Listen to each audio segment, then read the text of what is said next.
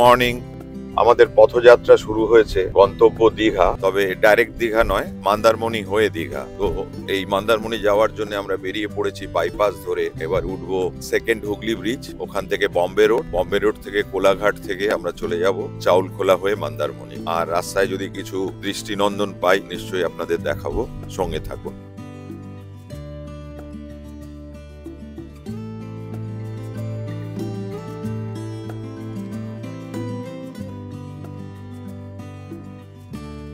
বেশ একটা গ্রাম্য পরিবেশ।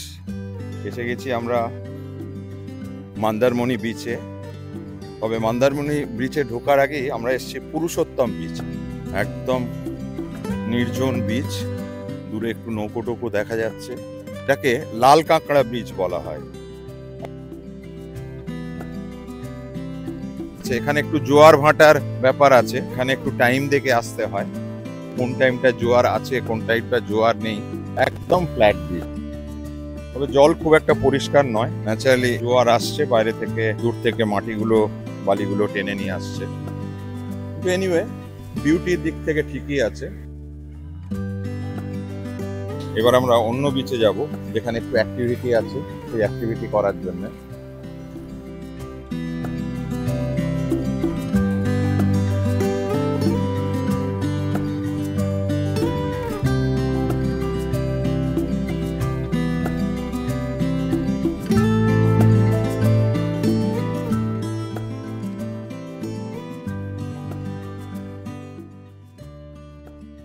আমরা এখন এসে গেছি মন্দারমণির একেবারে সেন্টারে।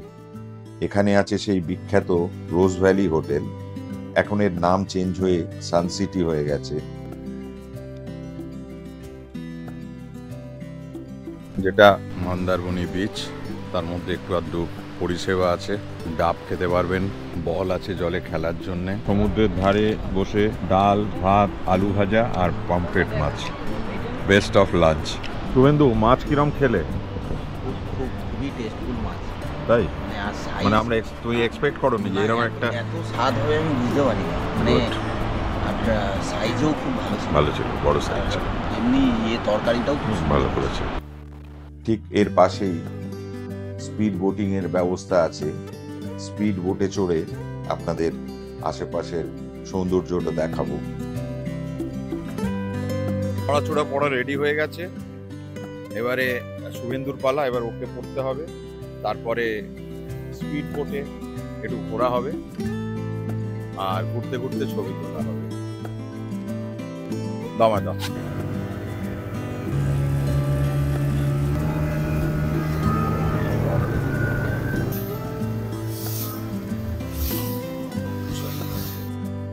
দেখছিলাম যে জলে অনেক মাছ লাফাচ্ছিল, সেই খবরটা এদের কাছে এসে গেছে, সেই জন্য ওরা মাছের জাল নিয়ে বেরিয়ে পড়েছে।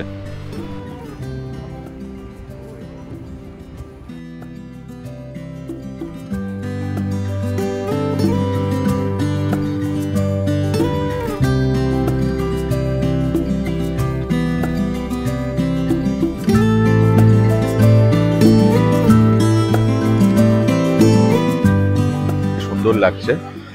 এখনো সূর্যাস্ত হয়নি, মানে অ্যাকচুয়ালি সূর্য রয়েছে মেঘের ভেতরে।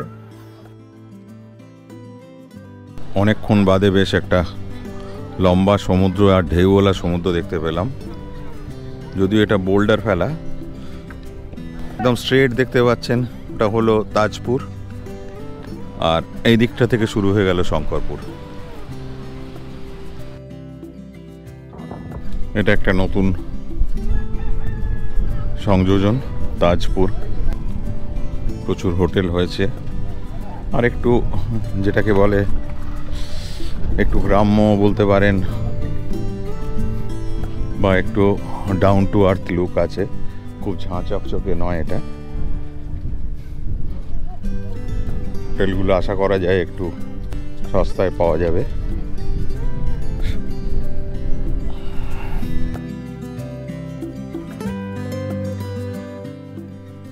এখানটা দেখেই বোঝা যাচ্ছে যে জেলেদের একটা জায়গা।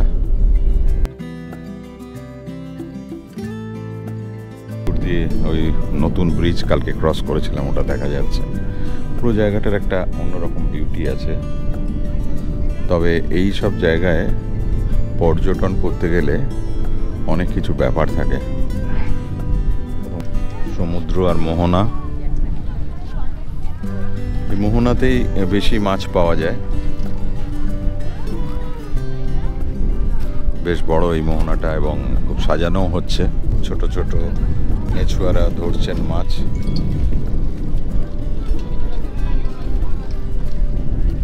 এবং জেলেদের পাড়াও মনে হচ্ছে কাছাকাছি।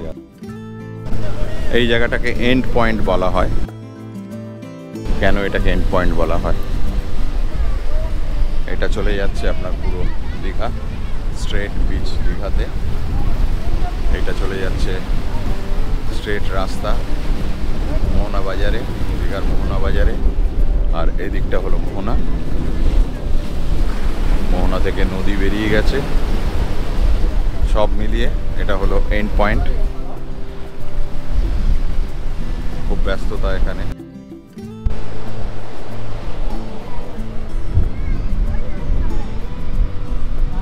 সকাল থেকে প্রচুর লোক আসেন এখানে, কারণ এই মোহনায় মাছের বাজার শুরু হয়ে যায় ভোর 3-4টে থেকে। অনেকেই আসেন এটা দেখতে।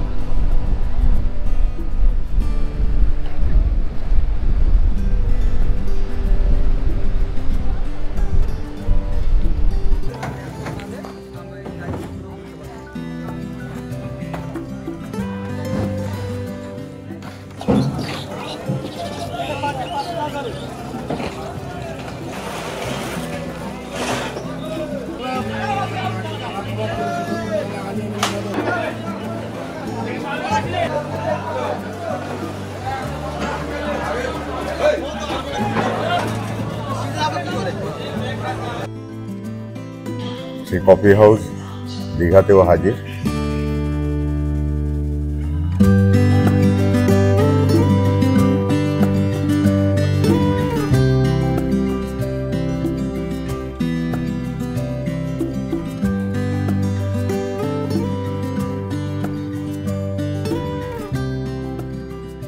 এটা নিউ দীঘা, বাইরেটা আপনাদের দেখালাম।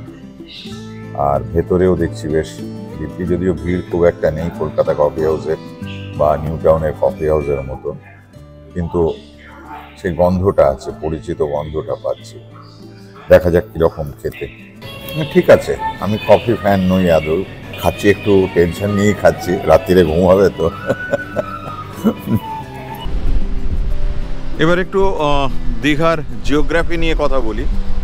আমার সোজাসুজি দেখতে পাচ্ছেন ওল্ড দীঘা, একদিকে কত, অন্যদিকে এই ঝাউবন। একটা সময় এই ঝাউবন বিশাল লম্বা ছিল, তো আজ একটু মলিন হয়ে রয়েছে। তো যাই হোক, আর এই বীজগুলো সবই বোল্ডার ফেলা এখন দেখতে পাচ্ছেন, কিন্তু এই বীজগুলো একটা সময় ভারী সুন্দর বীজ ছিল। তো প্রাকৃতিক কারণে এটা হয়েছে, সুতরাং এর উপর আমার কিছু বলার নেই। তবে এই দীঘা, ওল্ড দীঘা থেকে আরও যদি দূরে চলে যান আপনি নিউ দীঘা পাবেন, তারপরে আপনি পাবেন উদয়পুর পাবেন, তালসেরি পাবেন, পুরো এদিকটা চলে গেল। আর আমি যদি বাঁ দিক তাকাই, এই দীঘার এই বিচ স্ট্রেট চলে যাচ্ছে শঙ্করপুর, তারপরে তাজপুর, তারপরে মন্দারমণি। তো সুতরাং এই দীঘারও একটা জিওগ্রাফি আছে। এটা একটা লম্বা জায়গা, তাই এই লম্বা জায়গাটা একটা সময় শুধু দীঘাতেই হোটেলগুলো গড়ে উঠেছিল, কিন্তু এখন সব জায়গাতেই হোটেল গড়ে উঠছে।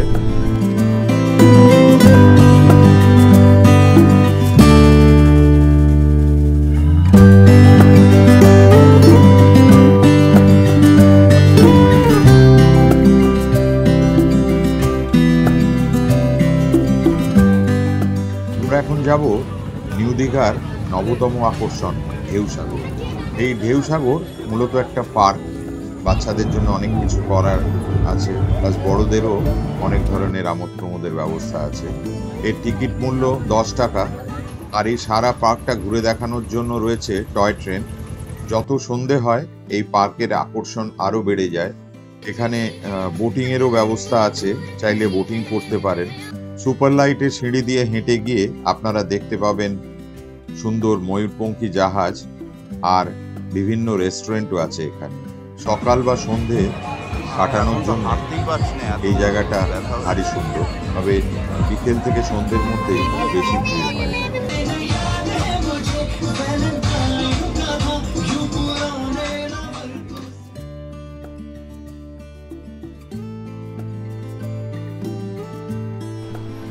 নিউ দীঘাতে আর এক আকর্ষণ এই অমরাবতী পার্ক আর লেক। এর একটা রোপওয়ে আছে, তবে আজকে রোপওয়েটা মেনটেনেন্সের জন্য বন্ধ আছে।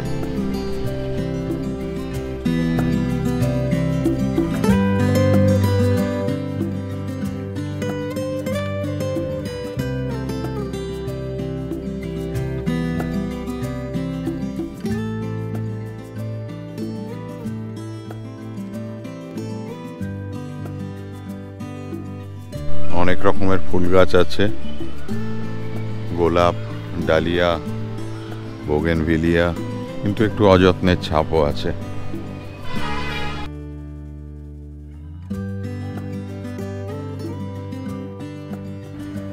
আমি আপনাদের একটু দীঘার ইতিহাস একটু ছোট্ট করে বলতে চাই। 1780 সালে ওয়ারেন হেস্টিংসের লেখায় এই দীঘার প্রথম উল্লেখ পাওয়া যায়। তখন এই জায়গাটার নাম ছিল বীরপুল। এরপরে প্রায় 100 বছর আগে জন ফ্র্যাঙ্ক স্নেইথ নামে এক ব্রিটিশ, তিনি এখানে এসে থাকা শুরু করেন এবং তৎকালীন মুখ্যমন্ত্রী বিধানচন্দ্র রায়কে প্রস্তাব দেন এই জায়গাটাতে একটা সমুদ্র আবাস গড়ে তোলার জন্যে। মোটামুটি 100 বছরের ইতিহাস আপনি ধরুন। তার সঙ্গে আমারও একটু ইতিহাস আছে। এই দীঘায় আমি প্রথম আসি 1967-এ, মানে আজ থেকে প্রায় 57 বছর আগে। এবং এই 57 বছর আগে এসে এই হোটেলটায় আমি উঠি। আমরা উঠেছিলাম, এটা সৈকত আবাস, খুব পুরনো হোটেল, এটা তারও আগে তৈরি হয়েছে। এবং এই দীঘা এখন দেখছেন বোল্ডার ফেলা, তখন একবারে গড়গড়া বীজ ছিল, যেখানে প্রথম স্টিয়ারিংয়ে হাত দিয়ে আমি গাড়ি চালানো শিখি। গাড়ি চালানো শিখি বললে ভুল হয়, তখন আমার 10 বছর বয়স। স্টিয়ারিংয়ে হাত দেওয়ার সুযোগ পাই, তাও ড্রাইভারের কোলে বসে। তখন এখানে গাড়ি চালানোর খুব সুন্দর বন্দোবস্ত ছিল। অ্যাকচুয়ালি কোনো প্রতিরোধ ছিল না, কারণ বীজটা ভারী সুন্দর ছিল। তো এই স্মৃতিচারণ করতে করতে আমরা এবার ঘুরে বেড়াবো দীঘাতে। চলুন আমরা বেরিয়ে পড়ি দীঘার বিভিন্ন সমুদ্র সৈকত এবং বিভিন্ন অ্যাট্রাকশনগুলোকে আপনাদের কাছে তুলে ধরার জন্য। আমরা এখন বেরিয়ে পড়েছি দীঘার আশেপাশের বিচগুলো একটু ঘুরে দেখানোর জন্য। উদয়পুর ব্রিজটা বেশ ফ্ল্যাট। একটা সময় 8-10 বছর আগে এখানে এসে গাড়িও চালিয়েছি, তবে এখন আর গাড়ি নামতে দেওয়া হয় না। তো তার বদলে স্কুটি আছে, তো একটা স্কুটি ভাড়া করে আমরা বেরিয়ে পড়েছি সমুদ্রের বিচে ঘুরতে। তো এর একটা বড় অংশ হচ্ছে এই লাল কাঁকড়াদের লুকোচুরি খেলা। মানুষের আওয়াজ পেলে এরা গর্তের মধ্যে ঢুকে যায়, আবার মানুষের আওয়াজ না থাকলে এরা গর্ত থেকে বেরিয়ে এসে খেলা করে। আর বিচের ফুরফুরে হাওয়ায় স্কুটি চড়ে চলে যাব মোহনার ধারে, সেখানেও মাছ টাছ ধরা হচ্ছে, সেগুলো আপনাদের একটু দেখাচ্ছি।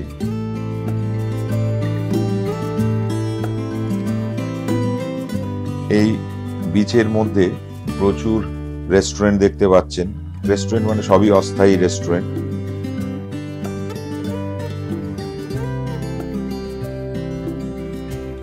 এরা আপনাকে কাঁকড়া, পমফ্রেট, চিংড়ি রান্না করে দেবে, আপনি এর স্বাদ উপভোগ করতে পারেন। তবে এই জিনিসটা খুব বেশিক্ষণের নয়, সবাই দেখছেন অস্থায়ী টেবিলের ওপরে এই জিনিসটা করছে।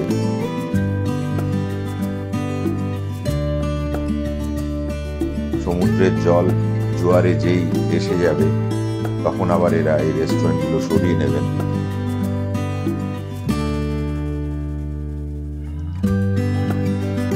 তবে জায়গাটা খুব সুন্দর, আর একটা অ্যাডভেঞ্চারের স্বাদ পাওয়া যাচ্ছে।